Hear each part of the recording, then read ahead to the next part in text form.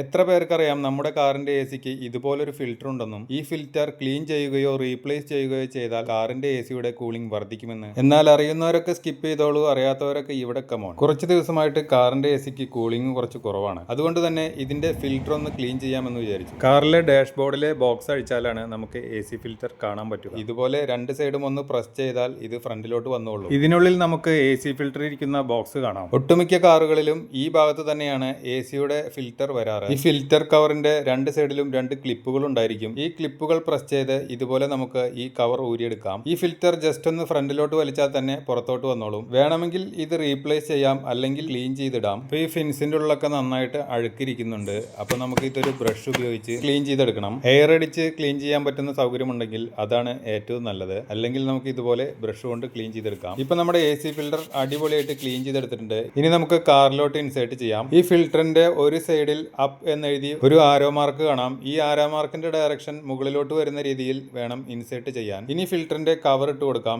ഇതിലും ഇതുപോലെ അപ്പ് എന്നെഴുതി ഒരു ആരോ മാർക്ക് കാണാം. അതും മുകളിലോട്ട് വരുന്ന രീതിയിൽ ഇൻസേർട്ട് ചെയ്യണം. ഇനി ഈ ബോക്സ് ഇതുപോലെ ഒന്ന് പ്രസ് ചെയ്ത് കൊടുത്താൽ അതും പഴയതുപോലെ ആയിക്കോളും. ഇനി ഒന്ന് എ സി ഓൺ ചെയ്ത് നോക്കാം. ഇപ്പൊ പഴയതിനേക്കാളും എയർ ഫ്ലോയും അതുപോലെ കൂളിംഗും കൂടിയിട്ടുണ്ട്. ഇനി നിങ്ങളുടെ കാറിന്റെ എ സിക്ക് കൂളിംഗ് കുറവ് എന്ന് തോന്നുമ്പോൾ ഇതുപോലെ ഒന്ന് ചെയ്തു നോക്കണേ. വീഡിയോ ഇഷ്ടമായാൽ ഒന്ന് ഷെയർ ചെയ്യാനും ഫോളോ ചെയ്യാനും മറക്കരുത്.